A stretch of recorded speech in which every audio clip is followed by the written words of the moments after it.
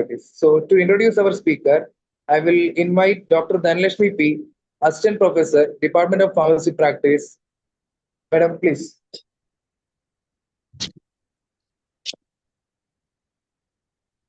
Thank you, sir. Good morning, everyone. It's my great honor to introduce our esteemed speaker, Dr. Mohammed A. Abdulqader, Associate Professor and Head, Department of Community Medicine at University of Cyberjaya, Malaysia. Dr. Abdulqader brings with him over a decade of rich experience in medical education, research, and community health. He is a dedicated academician, actively involved in curriculum development, postgraduate supervision, and impactful community-based health initiatives. He is also a distinguished researcher with more than 80 publications in reputed peer-reviewed journals, contributing significantly to the field of public health and scientific research. We are privileged to have him deliver Session 1 on the art of scientific writing, a practical approach for research. His insights are sure to provide valuable guidance to all participants. With great respect, now I invite Dr. Mohammed A. Abdulqader, sir, to kindly take over the session. Thank you so much, Doctor, for your introduction. I feel so honored. And of course, thanks to Faculty of Pharmacy, Dr. MGR, for giving me this opportunity. And very good morning, Malaysia time, and very good afternoon, India time. It's a very pleasure, and it was very nice meeting you last time in Bali, and we get to know each other through one of the international conferences. So I'm very delighted that we have now this opportunity to meet up again. I really appreciate. So allow me to share. Can you see my slides? Yes, sir. Can. Okay. So thank you so much again for this opportunity. And if we talk about myself is Mohammed Abdulqader, Associate Professor in University of Cyberjaya, Community Medicine Department, Faculty of Medicine. If we talk about scientific writing, the art of scientific writing, as a title, a practical approach for research, definitely we will need to put many things in our mind, because with this era of academic currency and with this era of the challenges of research, plus another challenge of publication. So it is a full story, actually. It's not a one step or a few steps, you put it, then you will get it done. No, it's a very long story and a very repetitive, cyclical. It's not like you gonna plan to have a one-time paper and you will say, I'm done. I have done one paper. I have done one scientific writing. I have done it, and that's it. And don't expect the quality from the first paper, but it's, as I said, it's a cyclical and it is a repetitive. And the more you do, the more you review others' papers, the more you will have this instinct. Once you see an abstract, you will know what's going on, what's the quality, what's the positive, and other than that, points you want to focus. So why? The question is why we publish. So it's like very necessary to understand this purpose. Is sometimes it's because we are requested to do so, or my department KPI asked me to do 2 Scopus papers per year. Then I will just do, or I will find someone asking to put my name there and get it done. No, this is not the good practice. This is not the proper attitude as academician or as a medical or a pharmacist students or future doctors. So the publishing is not only a professional obligation, it is the cornerstone actually of scientific progress and the mechanism by which knowledge becomes permanent, accessible, and actionable. Yes, it is the very important way for knowledge dissemination. Imagine you do a research and you sit in the lab for so long, you collect data in the community, you prepare your proposal, you present whatever, you will get the result, and the result could be a nice result or something interesting, something new, or you are supporting whatever existing things, then you will just keep it at your level in your laptop and you don't share it with others. Actually, this consider a very, I will call it a stingy attitude. And in religion, I believe in whatever religion, the sharing of knowledge is part of your good deeds as well. This is what we learn. So if we think about it academic, scientific way, it is important to publish and to share knowledge. If you thought about a social, religious way, it is important to share knowledge and help others. So it is the best way and the cornerstone for that. And it's also become later on as a legacy, and it will become as a very long, could be permanent if the result is valid, if the things was scientific, if it is not a predatory publication or whatever. So it is your way of knowledge dissemination. Think about it in this way: is don't think about it as a pressure.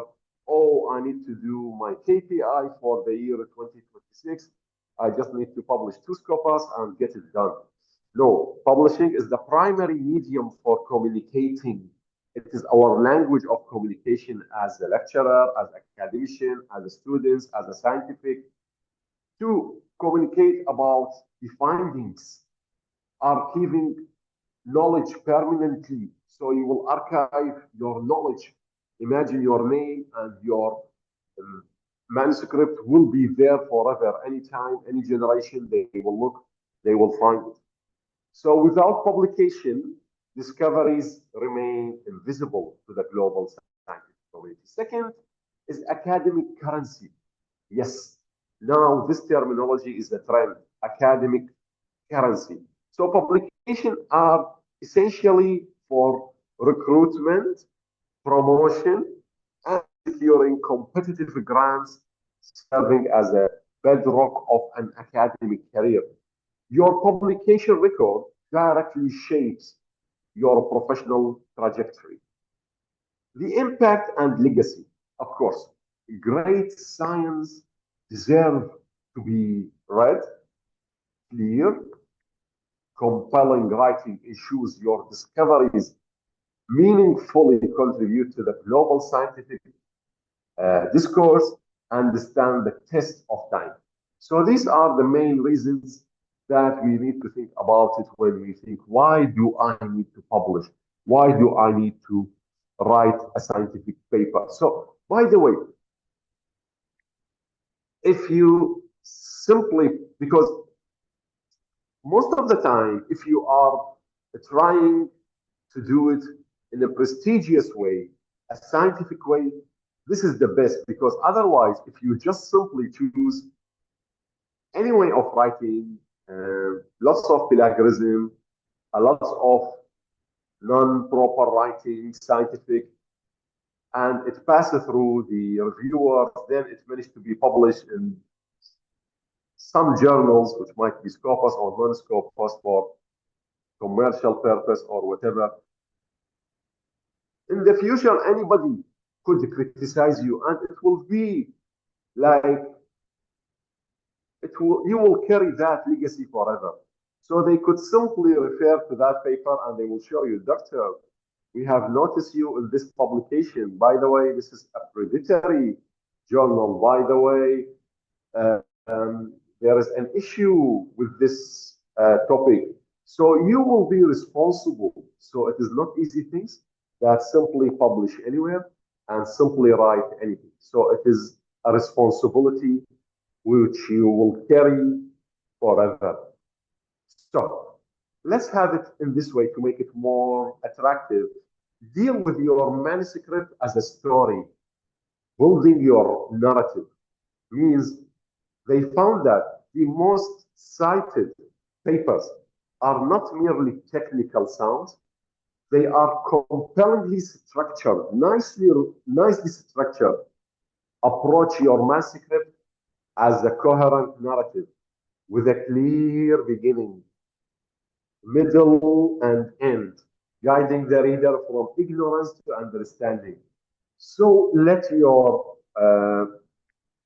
audience, when they read it, they will be too excited. Oh, after I read it, especially the abstract. The abstract is the door for you.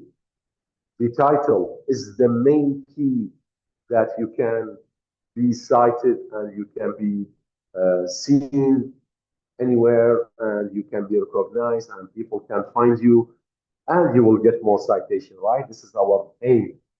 The more citation, we will be very happy. The higher the H index, we will be super happy. So if you want to make it nicely, the startup should be correct. So craft your narrative arc. Okay. So first define the unknown. Articulate the research gap. This is very important. If we talk about later on structure, we will talk about the structure and we talk about the introduction.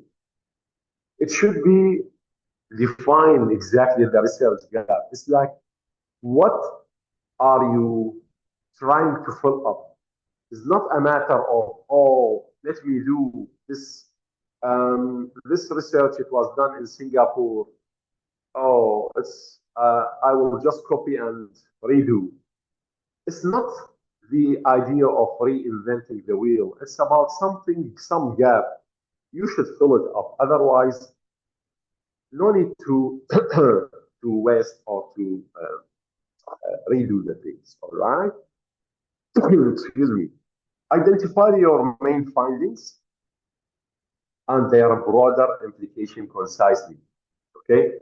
Develop storylines and outline early.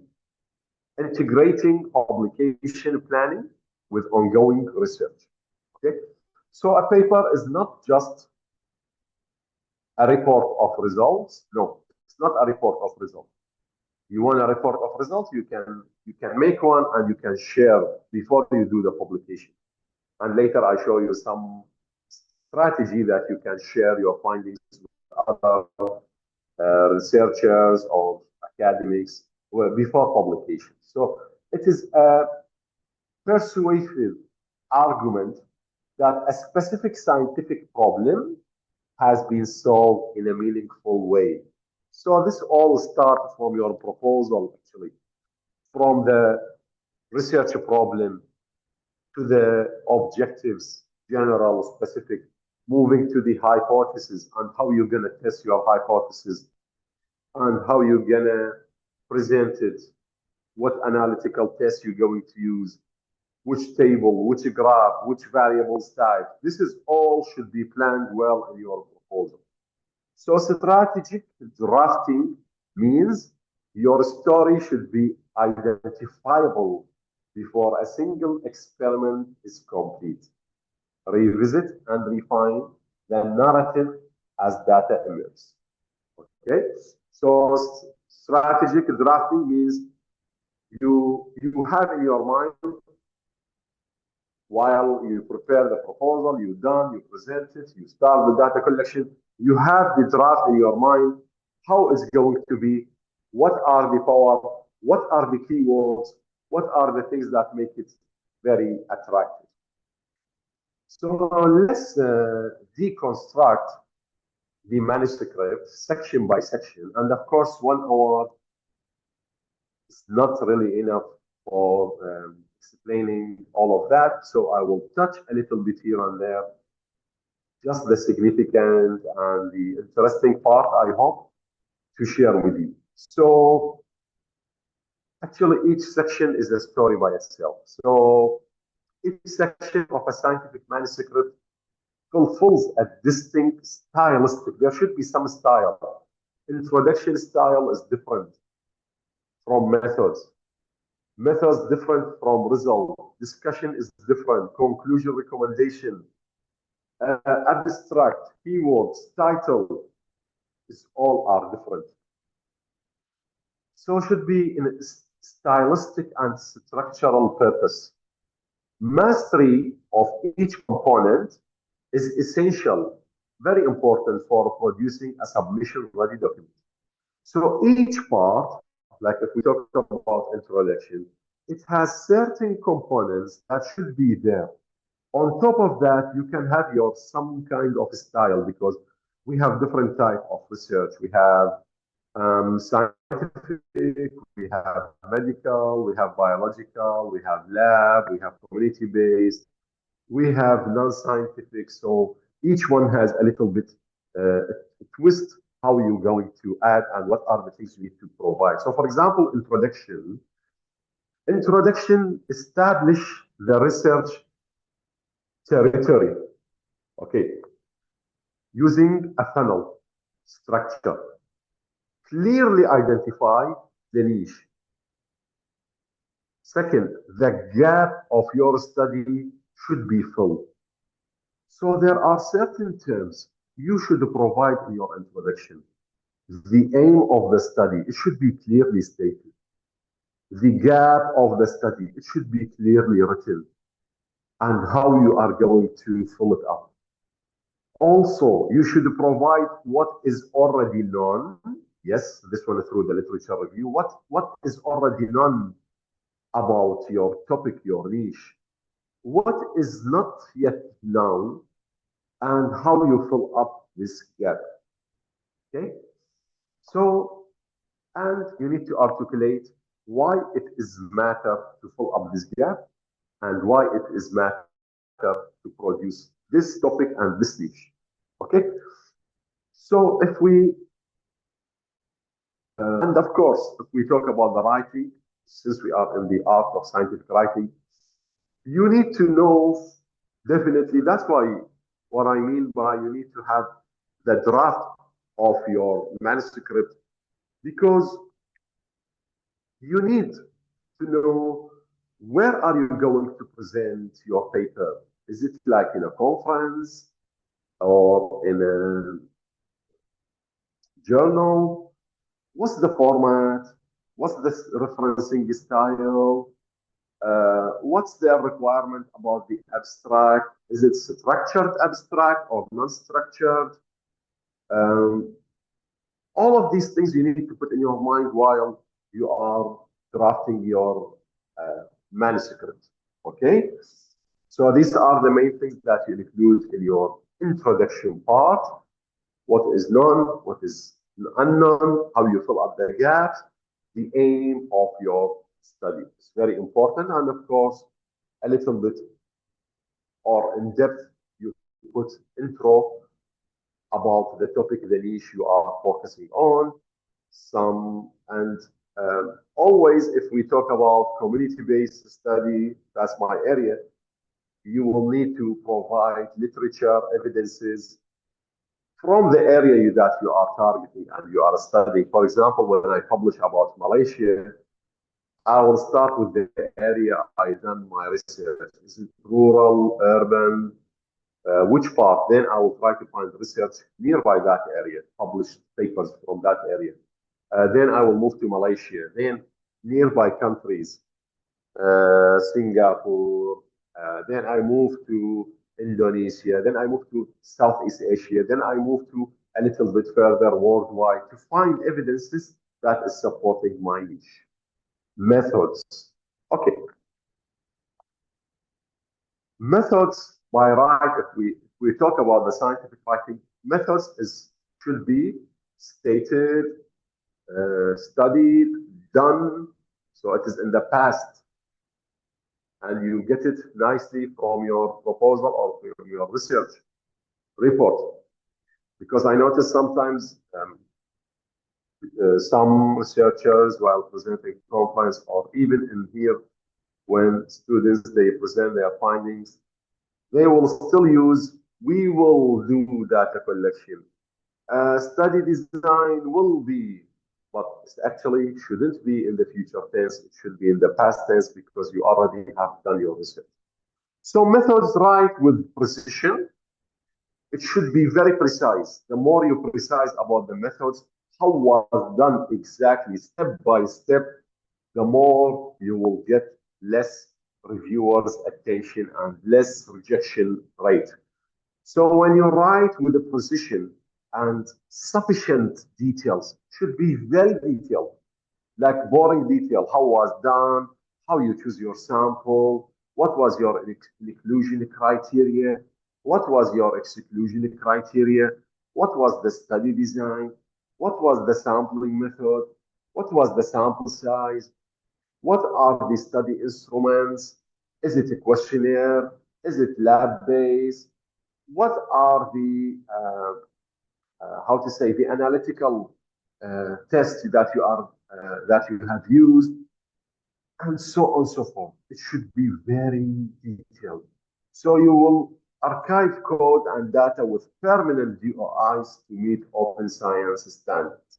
Okay. After that, we will move to the next section, which is your results. So this is the very interesting where we will be looking and attracted to look.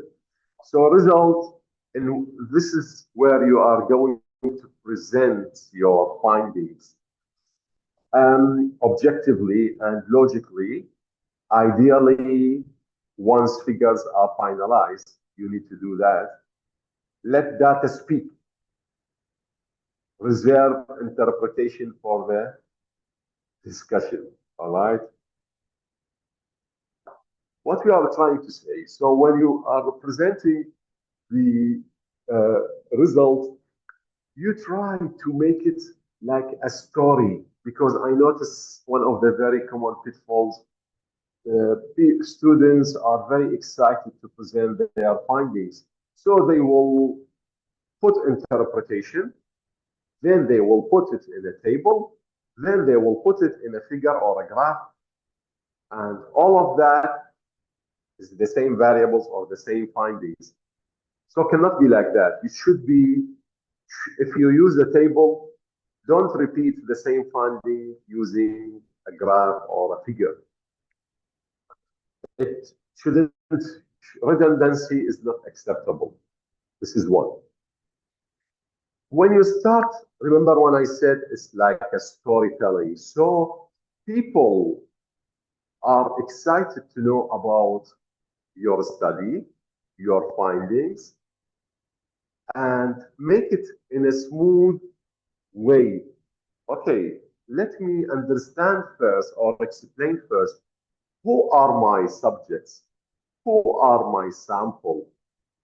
What is the social demographic I'm talking about if I'm talking about community-based study or public health-based study? So who are your samples? What is the socio-demographic pattern of those sample? How many males? How many females? What is the social demographic? What is the income? For example, depends. I mean, depends again on your variables of interest.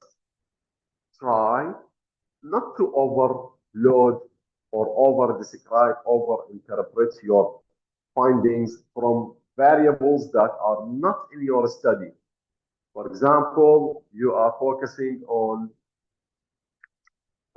certain phenomena, dengue prevention and dengue fever prevention and the social interference or social actions or policy makers.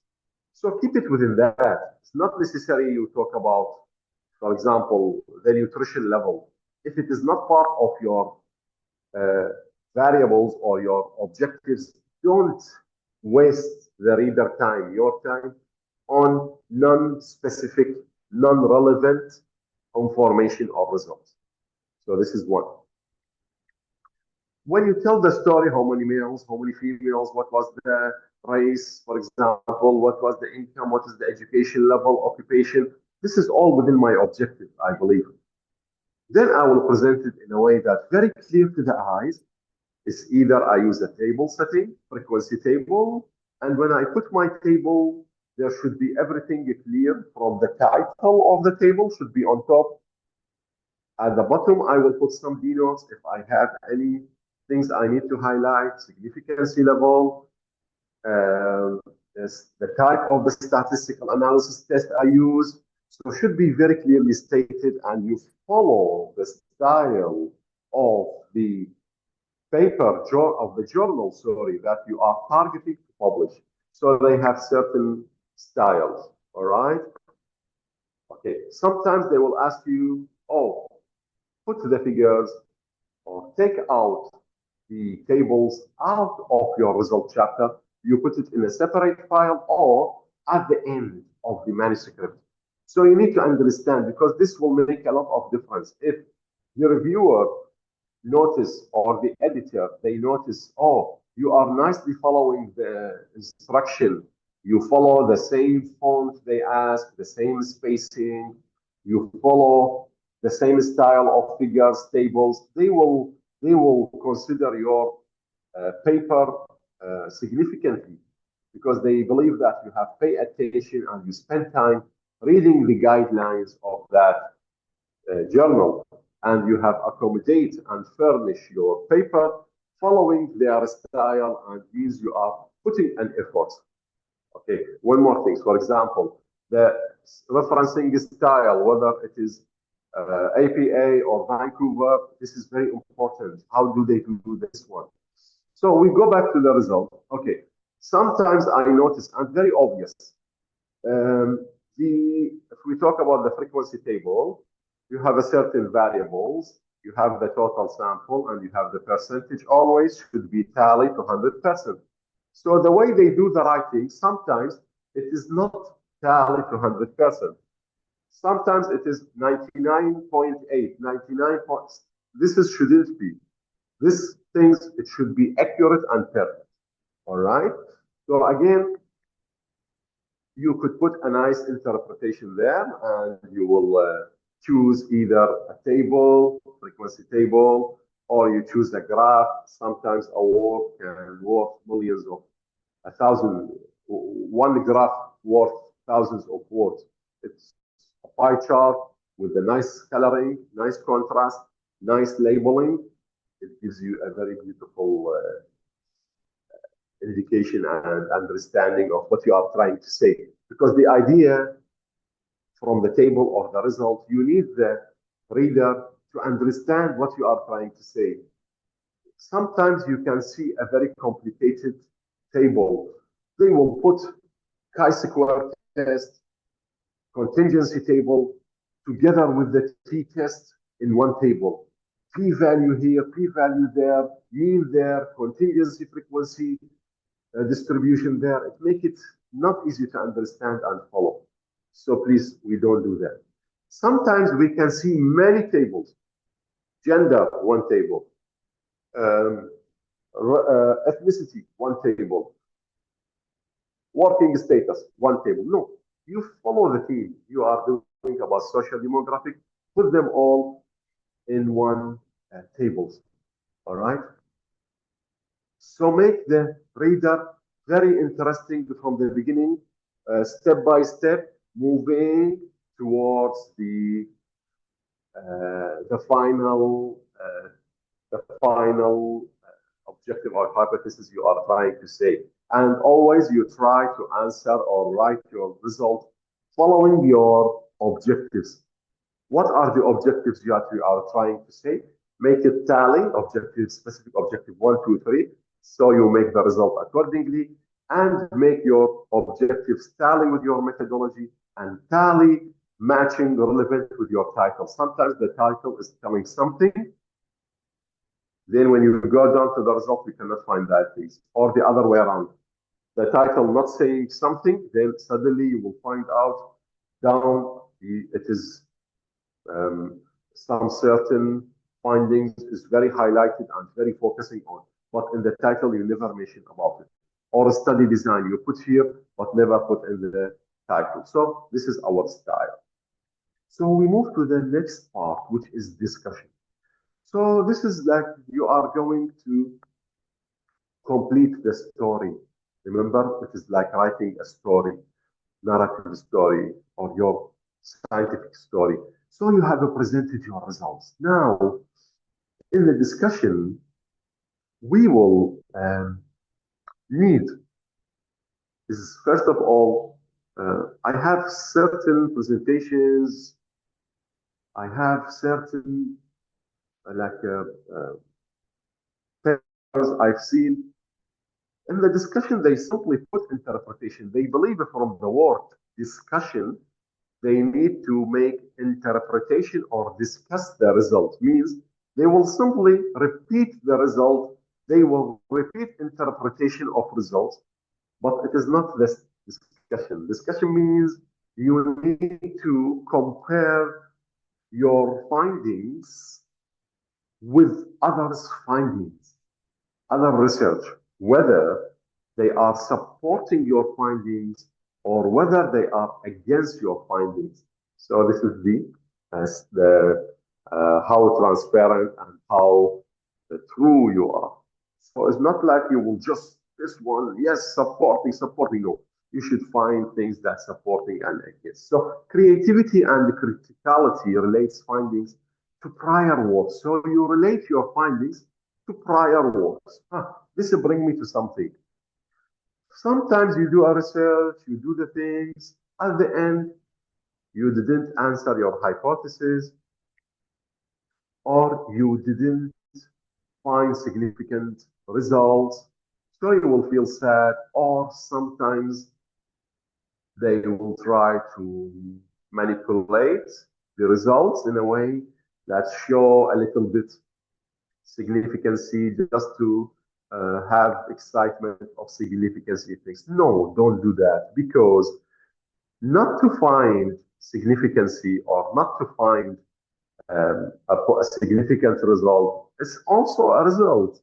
It's also a finding. So you just present it as it is. Not significant is also a finding, which is good. We can learn, we can know why. Maybe you will in the discussion, limitation part of discussion, why couldn't find if others found it significant. But I'm not talking about something very obvious, then you will come suddenly with not significant, because it depends on your study design, your sample size, whether you have reached the effective size, the power of the study, whether you are making all the steps, sampling method, all the steps, you make it nicely of your experiment or your research, then only you will able to generalize your findings and you are able to put it on paper and state it. All right. So don't manipulate your results, and then it will affect your discussion part. So yes, discussion is creatively and critically relate findings to prior work, acknowledge limitation, yes. So a limitation part, please put it in your discussion. Don't, oh, no, I don't want to say my limitation. I don't want to show my weakness. Later on, the reviewer will criticize me or my colleagues or my supervisor. No, don't worry. It should be there. This is all scientific. This is all should be very clear and transparent. So you put it there. When you put it there, actually, it shows to the reader and to the expert that you know what you are doing, and you know you have a limitation, and you suggest something to improve that limitation in the future research, and you know what exactly is going on. So you know, okay, my sampling technique is a convenient sampling. That's why I cannot generalize my findings. You know that your sample size was not enough due to the certain things. So you put it there. Your study design, oh, I should choose a cohort to study instead of cross-sectional because my target is some incidence, not something like that. All right. So you acknowledge limitation and explore broader implications for the field and the future research directions. All right.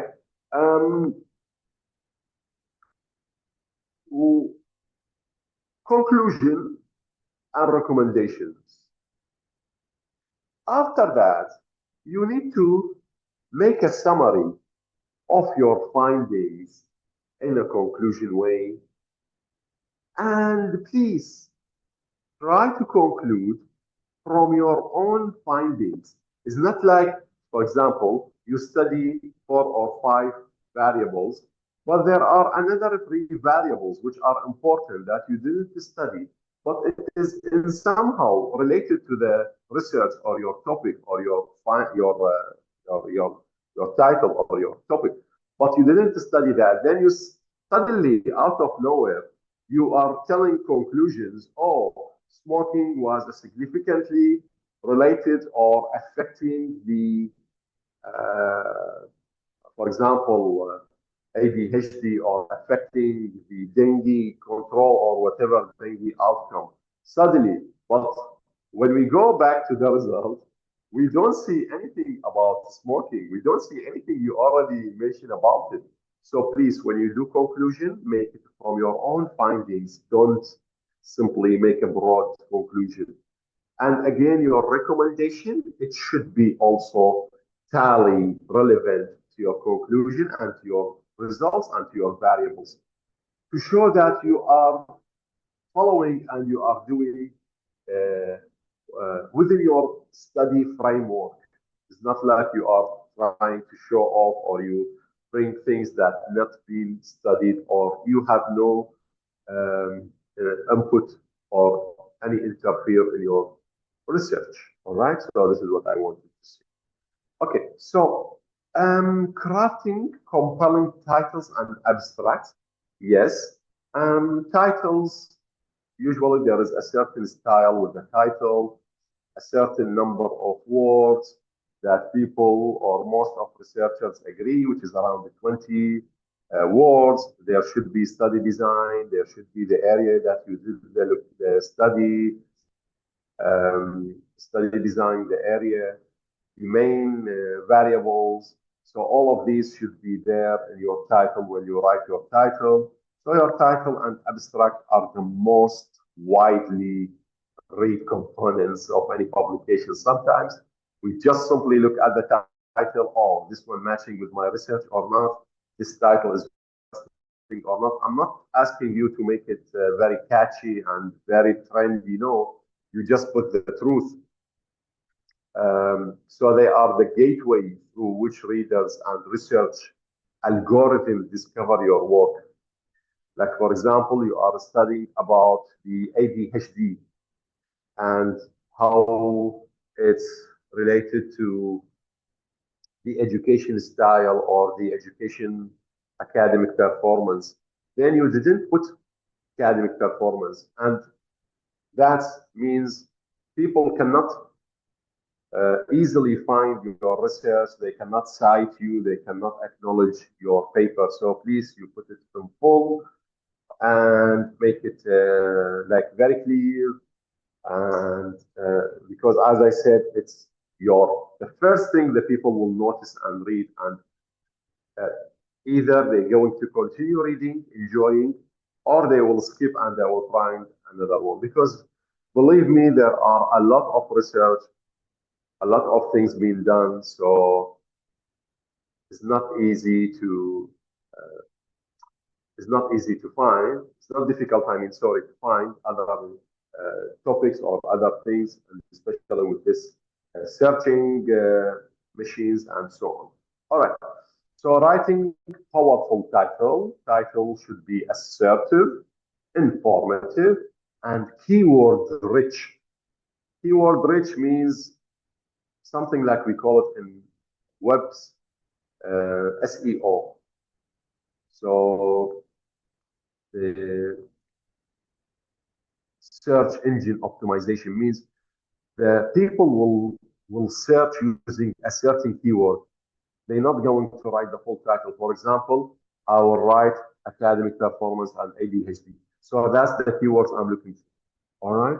So keyword rich to maximize discoverability. People can discover you in database such as PubMed, Scopus, and others. Avoid vague or overly broad phrasing. So specificity signals scientific rigor. So you need to be very specific. The study design, the population you do, where, and what are variables you are targeting. Okay. In constructing the abstract is a standalone summary. Okay. Abstract is a summary constructed last by extracting and synthesizing key sentences from the main text, from your main manuscript, structured abstract with labeled subsection.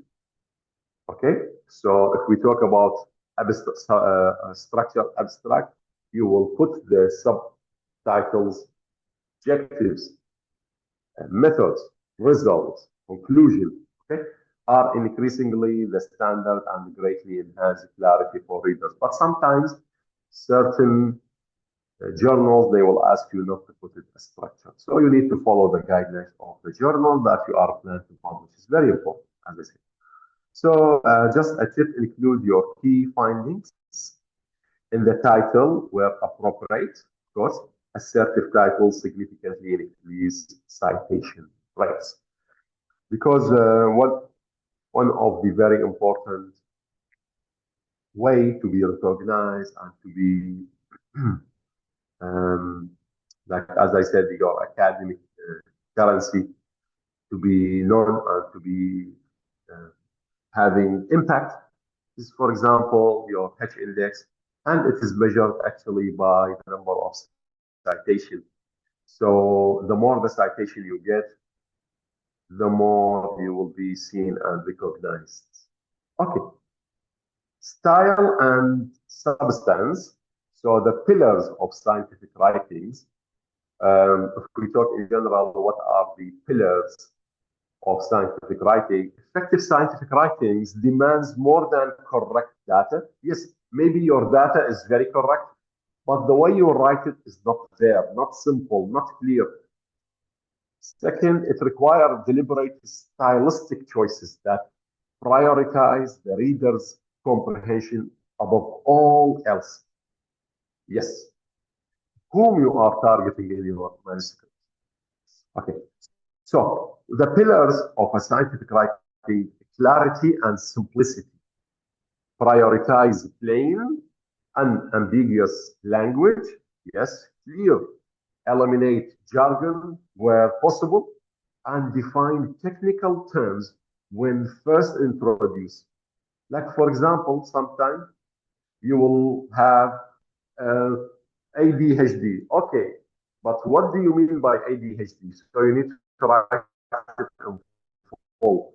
Or maybe you will explain a certain method or certain things and you just simply place it there. You need to explain it. Once you mention it for the first time, especially we are talking about some main feature. This is your main objective. This is your main tool. So you need to put it and introduce it nicely.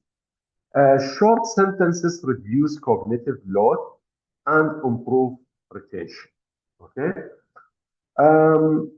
Another pillar of scientific writings is active voice. Means employ active voice for directness, energy, and impact. We measured the concentration is stronger and more transparent than the concentration was measured. All right. So it depends on, again, the style that you are doing. Okay. Consistency. Adhere strictly to established style guides throughout. Inconsistent terminology, formatting, or citation style signals carelessness and undermines credibility. So sometimes this is as simple as, for example, you see introduction was written in certain font. You go to the discussion, different font. A certain font size suddenly becomes smaller or larger. Punctuation matters. For example, as I said earlier, in the result, if you didn't show how your percentage matching tally to 100%, it shows inappropriateness, right? For example, you use a certain word, uh, lifestyle, lifestyle. Suddenly, you make it a style of lives, or I'm talking about the main part. For example, you put it in the title, in the aim, it was there. Later on in the discussion, you change it or you didn't use the same. Or in the result, you didn't put it as you mentioned in your title or in your intro or in your aim. So consistency should be there. The way you write the things, the style, the punctuation should be very consistent, right? All right, let's navigate the publication landscape. After you write and you follow certain journal style guidelines, you prepare everything now, or I mean, after you've done your research, now you are in the process of writing your manuscript, right? So how are you going to do the things? You will try to find some paper, some journal. I mean, sorry, not paper, journal. You try to find some journals that are suiting your theme, suiting your study area, and you try to publish it. So understanding the modern publishing ecosystem from journal selection to peer review is as critical as the writing itself. Yes, because sometimes you do good at writing, but you didn't choose the correct journal. That's a problem. So strategic decisions at this stage directly determine the reach and the visibility of your research. So you should choose the proper journal. So journal selection is your first step. So please carefully evaluate audience breadth, scope should be fit, impact factor, and open access policies, whether it is open or closed, because for you, you are publishing, so that you are sharing your knowledge. So people are aware about your findings, about you, about your research, your institution. But if you put it as a closed access, even though maybe it is free, but you need to think about it. It depends. Shall I do it or no? Because if it is closed access, people, authors, future authors, when they cannot access your paper, they need to pay and might not get it to public if it is open access journal. Depends on you and your preference and your style. So be acutely careful also. Be careful, please, please, please. In this era, we have a lot of predatory publishers. Predatory publishers and predatory journals. So you check, please, when you do the selection, check your journal and check the publisher of the journal. Maybe the journal still okay, but when you read about or you check the credibility of the publisher that holds that journal, maybe it is a predatory. So this one is a big no. Because why, guys? Because suddenly, after all this hard work, suddenly you will receive an email or you will see somewhere your manuscript or your paper was taken out of Scopus. Why? Because your journal was taken out from Scopus database. So predatory publisher that exploit article processing charts without providing legitimate peer review.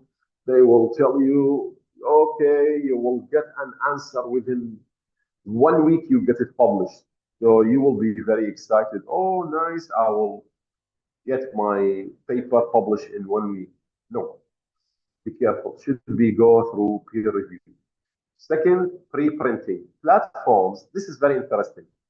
This part we call it pre-printing. So I give you here some examples. BioRXV MED, RxIV, and RxZip, enable rapid dissemination and early community feedback, accelerate scientific discourse months before formal publication. Because as you know, if we talk about legitimate and genuine publication process, we are talking about months until you get your paper accepted, first review, second review maybe, then only you will get acceptance letter, galley proof, then you will get it published.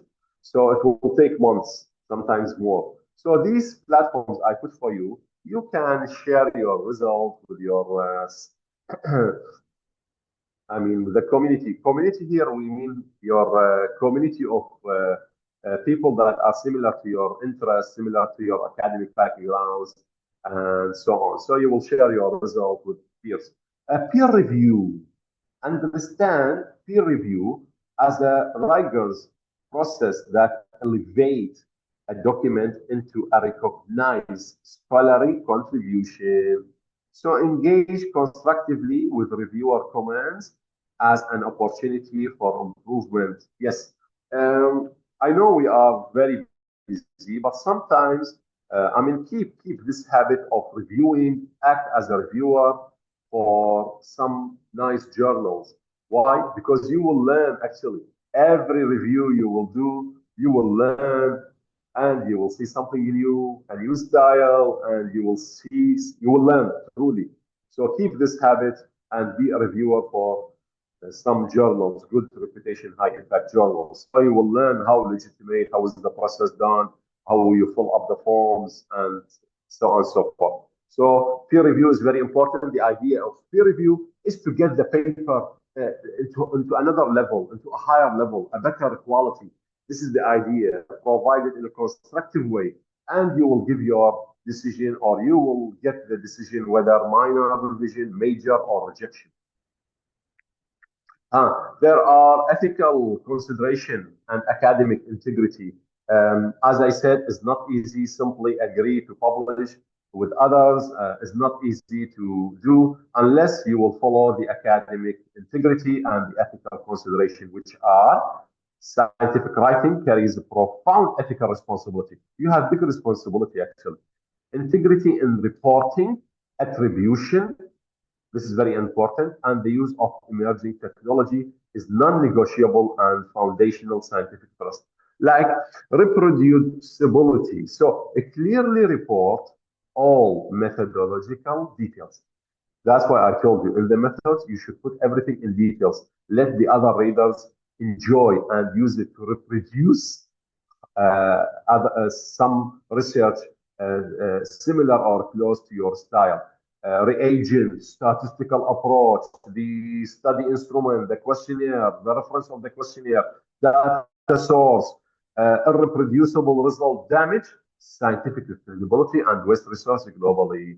So don't be stingy with the information. Plagiarism and attribution. Yes, this is very important and very critical. So uphold academic integrity by properly citing all sources, including your own prior work, to avoid self-plagiarism. Use detection tools proactively before submission. So you can use Turnitin if you have account and make sure you don't put it in a repository. No repository should be. Then you'll check yourself and you will improve. And please don't do a lot of on-citing. Please, I know we are so excited and we wish for a lot of citation, but don't overly on-cite yourself, please. Responsible AI use, yes. Utilize the AI writing tools as tutor and editors, not ghostwriters. Maintain critical intellectual engagement. You are responsible for all content submitted under your name. Remember, it's your responsibility. So you read, use AI for maybe to improve your, here, yes, I'll give here some examples, how to leverage some leveraging tool for enhancing writing. So the modern scientific writer has access to a powerful ecosystem of digital tools. Nowadays, we have a lot. When used thoughtfully, substantially improve. Yes, it will improve some consistency will be there, and overall quality. Example for reference management, we have software such as Paperfile, EndNote, Mendeley, and so on and so forth. These are very nice for bibliography creation, dramatically reduced formatting errors. That's why when I said please keep the standardization, sometimes the citation style, sometimes you put Vancouver, sometimes you will put APA, sometimes you will put one author, sometimes you will use surnames, sometimes you will use initials. No, you should make it standard. Second leveraging tool to enhance and improve your writing is the AI assistant. So employ AI tool for grammar checking, okay, no problem. Stylistic suggestion, okay, and idea generation at the drafting stage. Always retain critical oversight. Please, AI augments but never replace scholarly judgment. Authoritative style guide. Consult the CSE manual 2020. These are your styles. So, for example, we have CSE, we have APA style, the American Psychological Association for social and health sciences. So it depends on your area. If you are more into the health, we use APA. These remain the gold standard references for scientific communication. So please, you can use these things in order to enhance. And here I give you some examples of the software that you can use.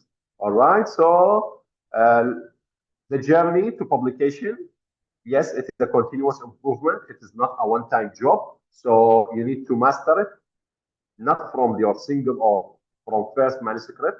Is a career-long pursuit, repetitive refinements, improvements, community engagement with your colleagues, your friends, others. Send them your paper, read other people's paper, and intellectual courage to keep submitting. Yes, it's not easy, but it is very interesting when you get it done.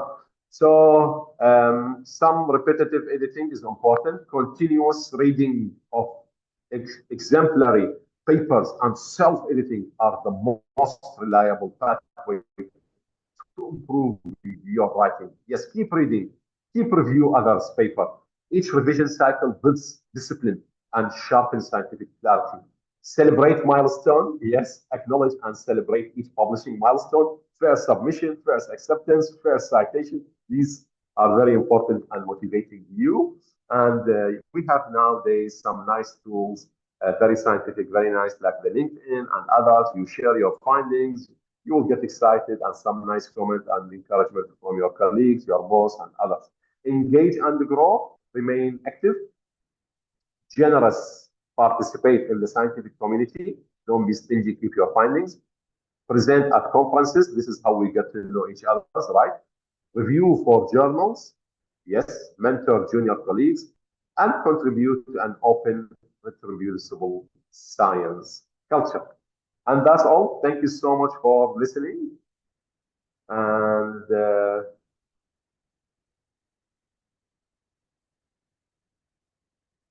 can you hear me?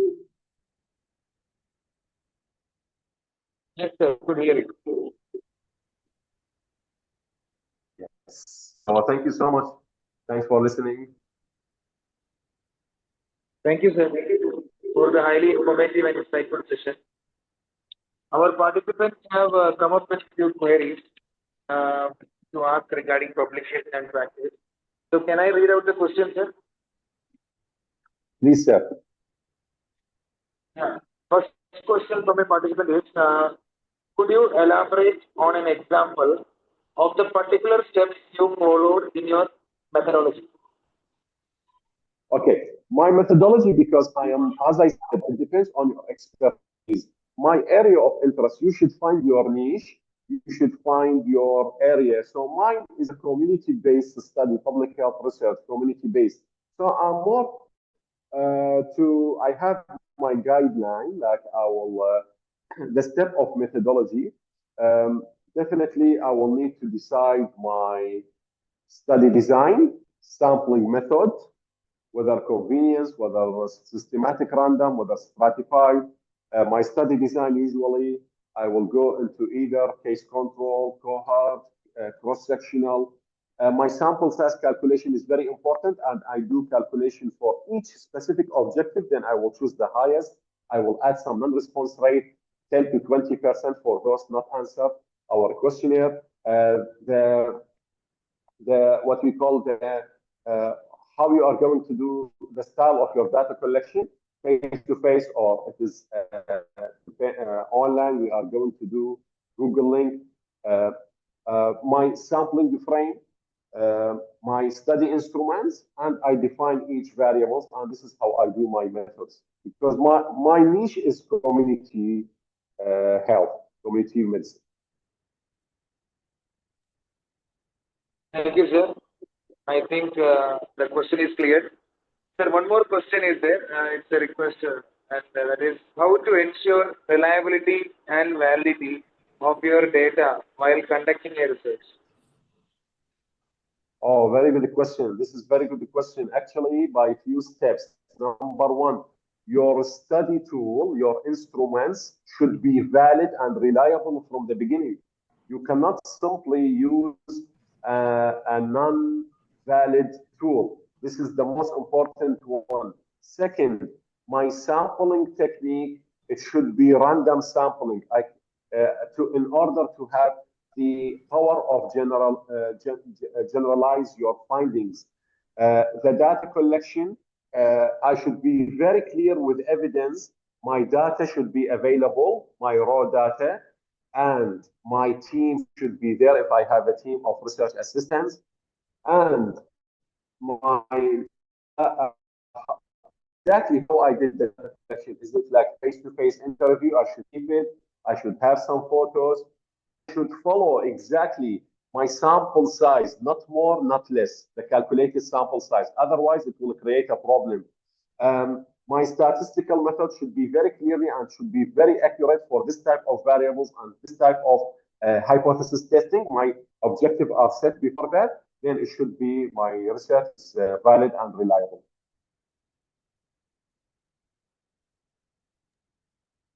Sir, got it, sir. Sir, one more question is there from the participant side is regarding a repository. Sir, you have mentioned regarding a repository, like we have to upload our papers in the repository first before publication. Several repositories like Zenodo and Archive, you have mentioned, sir. Like, is that necessary to add in the repository before, or can we progress towards publication? That is a broad question, sir.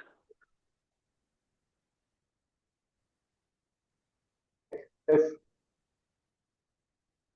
I mentioned no report when just will it in so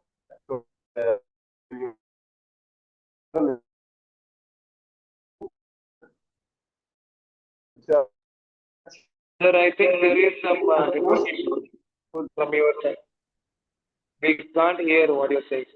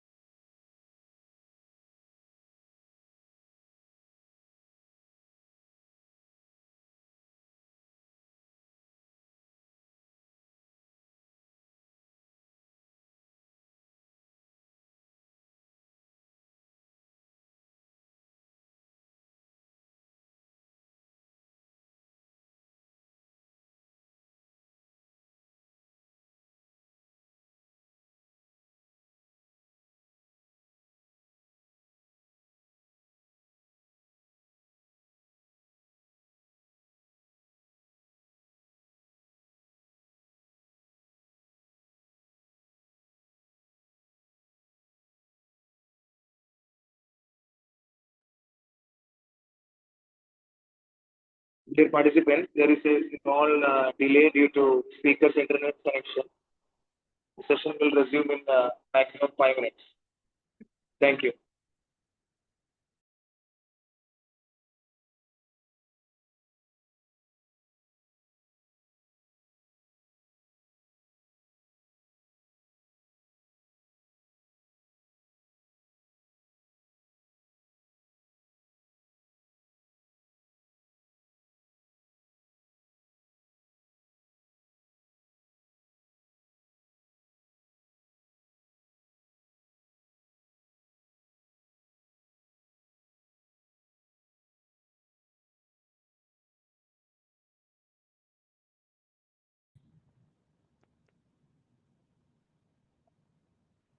Hello, I'm so sorry, I think I Yes, was sir. We can hear you, sir.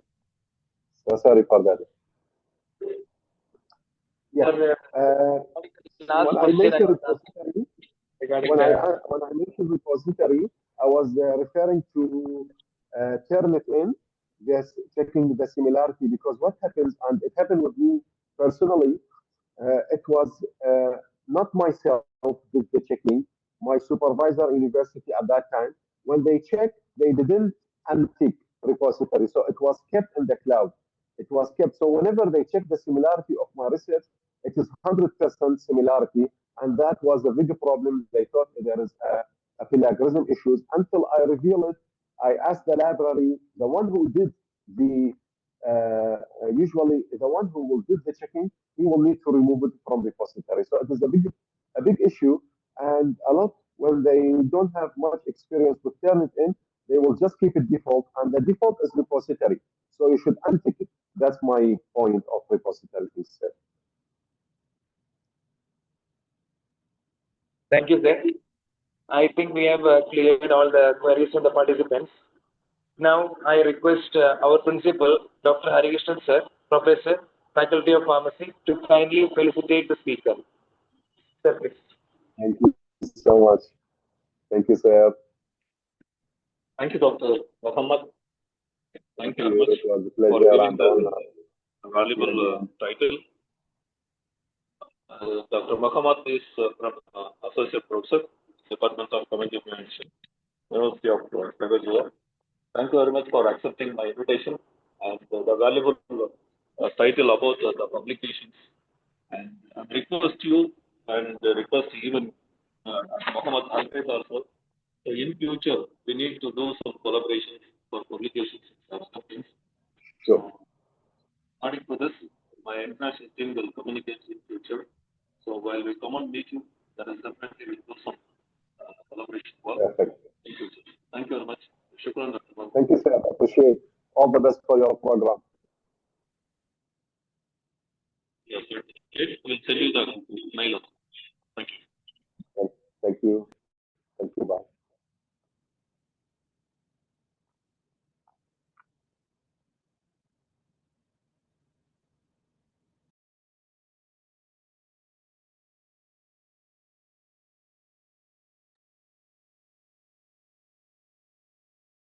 Participants, with a kind reminder for the second session, post-lunch, timing is 1:15 to 2:40. So we expect your kind presence at that time. Thank you. Thank you, everyone.